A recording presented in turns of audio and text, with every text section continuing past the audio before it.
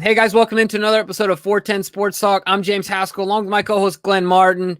And it's been a slow weekend, I think, here in Baltimore. A frustrating weekend, Glenn. I think you'd agree with me. A lot of fans on Twitter putting up a lot of angry memes right now when it comes to the Ravens. But there is some news trickling in. We're excited to talk about it. We're going to talk about a visit that the Ravens going to be having with a specific wide receiver. You might have heard by now. But before we do, go ahead and hit the subscribe button. Give us a like. Leave all your comments below. We love interacting with you guys. And also check out our Patreon if you're interested in interacting with us even more. So, Glenn, who will the Ravens be meeting with here tomorrow? Yeah, already in town, actually. Wide receiver Sammy Watkins already in Baltimore, awaiting his meeting tomorrow morning at the facility. I'm not sure if there's been any other players visiting the facility during this process. Normally the Ravens, once they get you in the building, they don't like to let you leave without a contract. So we certainly have to talk about it because this is moving in the direction of him possibly becoming a Raven. So, he's not Kenny Golladay. He's not even Juju Smith-Schuster in a standpoint of reliability and stuff like that. But he's got some ability, Jimbo. But so before I address the obvious elephant in the room, which is the injury history, let's talk about what he could bring to the team if he was brought in here. First of all, he ran a 4.43 at 6'1". Yep, 220 pounds. Yeah, he ran a 4.43. So he's got the top end speed that you look for. He's got the height that we're looking for. He's got some ability. He's played in 86 games in his pro career. He's caught 33 touchdowns, with his career high being in 2015 with Buffalo, where he caught 9 touchdowns. And as Jimmy pointed out to me, there's a lot of familiarity on this roster already with him and the coaching staff. Of course, Greg Roman coached him in Buffalo in 2016. And then the new wide receiver coach we brought in, Keith Williams, was his private wide receiver coach, a guy he's worked with in the offseason. So definitely a lot of familiarity there. And I think that the ceiling is kind of high for him, but I guess we can get into it now, Jimmy. How do they look past the injuries? Yeah, I mean, that's the biggest thing. Now, the one thing they can do to, when you're thinking about looking past the injuries, if I'm not mistaken, he's 27, right? Mm-hmm. Yep. So he's only 27 years old. It's not like you're bringing in an oft-injured 31, 33-year-old guy. Mm-hmm. And so based on the fact that he's still, in what I would consider his prime, right, as far as the position goes, I think that helps his case, his age, right? Yeah.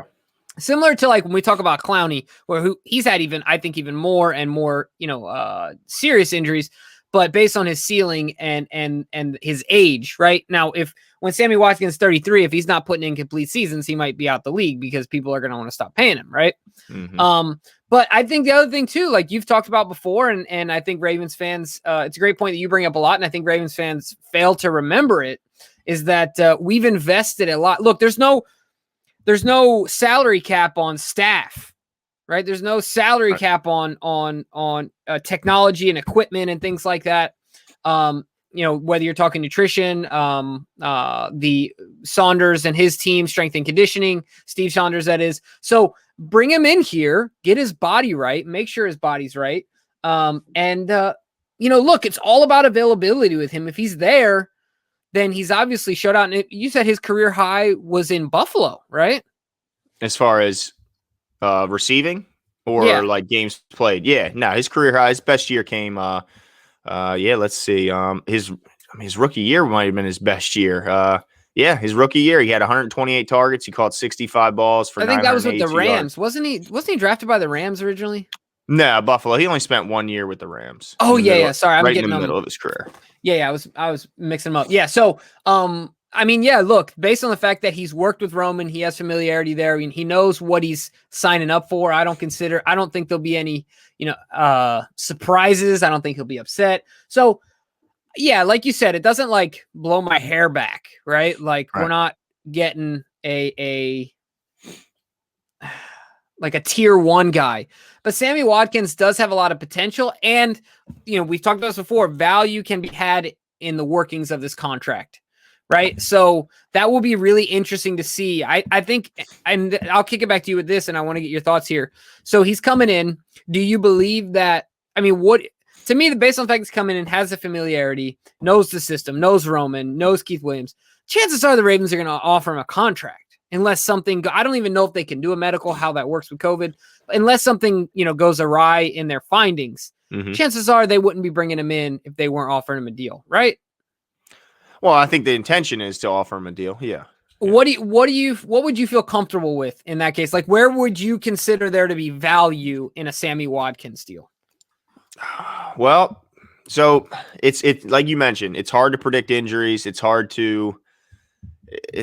even with a team that has a good track record as of late, like the Ravens. It's still hard to predict. So, and it's all comes down to that. I mean, I think if he was healthy, he would have been in the next tier up. He would have been with the Corey Davises and all those guys if he was healthy, but he hasn't been. So I look at the only thing we can do is try and predict it. So there's actually a website, Sports Injury Predictor, that goes into this stuff. It has the complete injury history of everything he's ever missed for.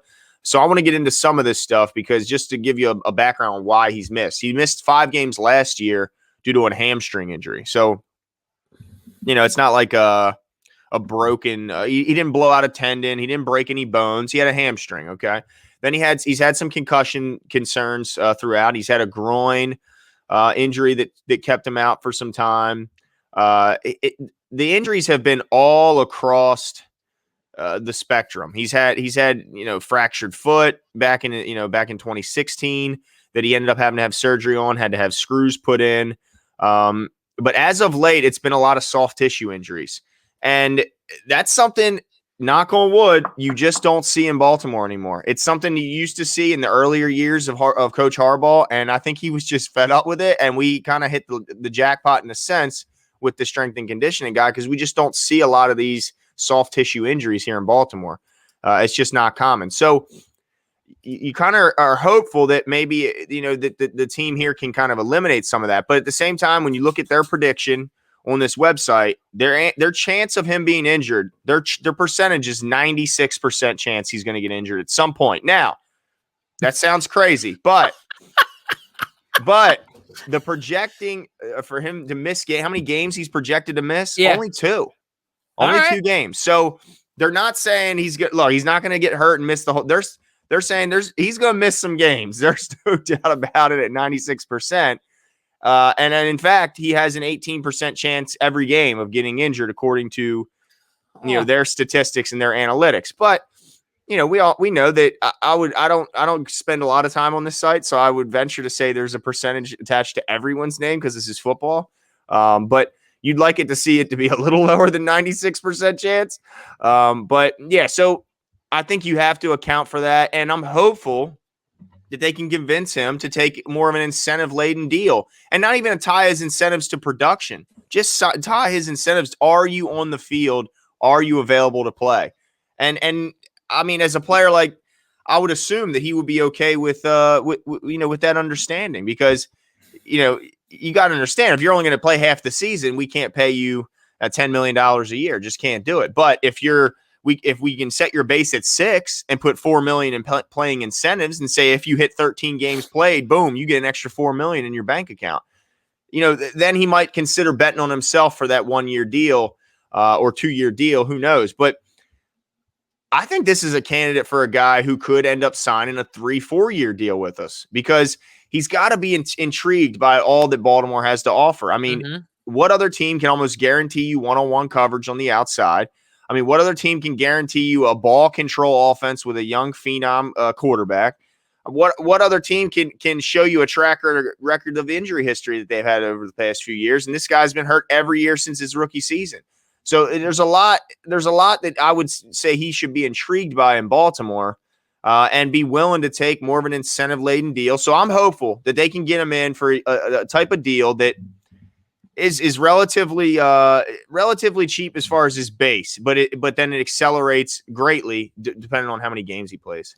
Yeah, it's definitely going to be really interesting to see how this shakes out. One of the things that I think about with Sammy is that I think, and you talked about this, he has a top end speed, and I think when people envisioned him coming into the league, they thought he was going to be just an outside guy, but he's done a lot in his career on the inside of the field, the middle of the field, in between the hashes. And I think that our commenters, Glenn, and I'm sure you know this too, are gonna be talking about how Sammy Watkins is trash. He's washed up. He's injury prone. This, that, and the other. And I'm not saying that you don't have any.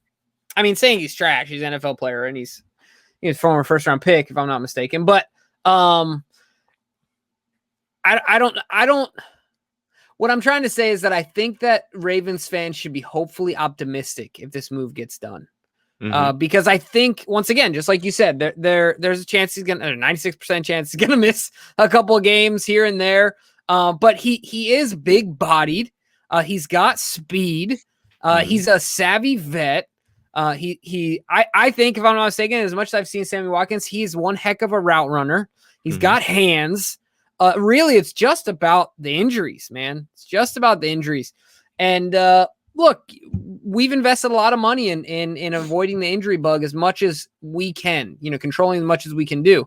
And so if he's dedicated to doing his part, then I think the chances are good that this could work out. So yeah, I mean, I think I'm comfortable. He took a 1-year, $9 million deal. I think I'm comfortable if, man, it'd be awesome. His base is around like 5. You offer him another, like you said, like another 4 in incentives, or his base is 6, whatever the case may be, and however they structure that. It's going to be interesting. So do you think it sounds like you're not against it being a few years worth of money there? Well, yeah, because I think you could. So if you sign him for 1 year and say everything goes right and he stays healthy, he catches a bunch of touchdown passes, he has a fantastic year, and you've only got him on a 1-year deal, boom, his price goes way up. And then was it a one-hit wonder and then he's going off to somewhere else to finish his career? I don't really want to see that. So, and also, even if you do want to bring him back, then it's the price tag just went way up. So I'm hopeful that if they can get him at the right price, that they can get him for like a 3-year deal, and even make maybe a more of a 2 to 3 year deal. And keep him at that low price, because right now you're catching him at a time where he's got to be. I mean, it's a low market right now. Diana Rossini said that the wide receiver market isn't as what everybody was expecting it to be. It's been a lot lower. Look what Juju was forced to take going back to Pittsburgh. So I think we could catch him and catch him at a good time and get him at a low price. And if we can just keep the guy healthy, then it could be a big hit. And then he's a deal next year at whatever price you brought him in this year. Yeah. I'm not making a comparison here, but we did bring in another guy a few years back now. It's more than a few years, on a 3-year deal, $25 million. He's about the same height, big body guy, a little bit thicker than Sammy Watkins, and Anquan Bolden, right? Signed him to a 3-year deal after we made that swap. And obviously he ended up being a big time player for us, a huge weapon for Joe in the seam and on the outside and in the run game. I mean, Anquan was just the consummate Raven, but I think this move has great opportunity. So I'm sure we'll be talking about it tomorrow if he does sign. I don't think John's going to let him walk out of the room as long as the price is reasonable. But yeah, it's definitely going to be interesting. So stay locked in. Make sure you keep your notifications on, so that way you stay up to date. And as soon as the news breaks, we'll be there to share and give our thoughts and insight. But let us know what you think about Sammy Watkins in the comments, guys. Are you excited about it? Does it get you excited, or are you booing it? Let us know what you think. Yeah, we'll talk to you guys soon.